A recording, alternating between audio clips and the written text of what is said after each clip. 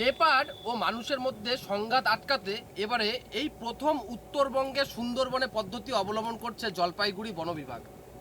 জলপাইগুড়ি বন বিভাগের উদ্যোগে ডুয়ার্সের চা বাগান অধ্যুষিত এলাকায় বসানো হচ্ছে লাইলনের বেড়া, যাতে কোনোভাবেই চিতাবাঘ বা লেপার্ড জনবসতিপূর্ণ এলাকায় প্রবেশ করতে না পারে। বন দপ্তর সূত্রে খবর যে এই পদ্ধতি সুন্দরবন এলাকায় সফল হয়েছে, তাই ডুয়ার্সেও একই পদ্ধতি অবলম্বন করা হচ্ছে। লেপার্ডের কনফ্লিক্ট চা বাগানগুলো সব জায়গাতেই আছে এবং এই একই রকমই কনফ্লিক্ট আমরা সুন্দরবনেও দেখেছি। ওখানেও মানুষ বাঘে টানাটানি হয়, আমরা সবসময় শুনি, পেপারেও দেখি, আমাদের ডিপার্টমেন্টেও জানি। তো ওখানে আমরা দেখেছি যে বিভিন্ন গ্রামগুলোকে এরকমভাবে নেট ফেন্সিং দিয়ে, জাল ফেন্সিং দিয়ে মুড়ে দেওয়া হয়। সেটাই পরীক্ষামূলকভাবে আমরা এখানে একটা চেষ্টা করছি।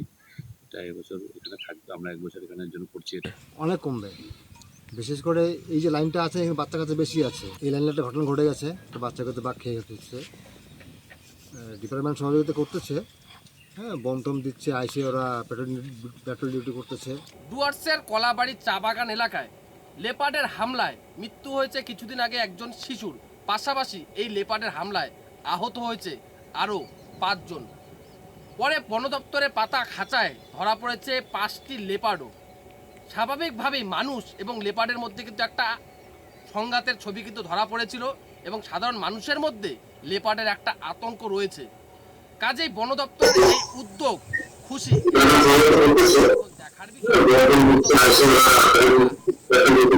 আদৌ চিতাবাঘ ঠেকাতে পারে কিনা। বানাহার থেকে শুভজিৎ দেবনাথ, কলকাতা টিভি।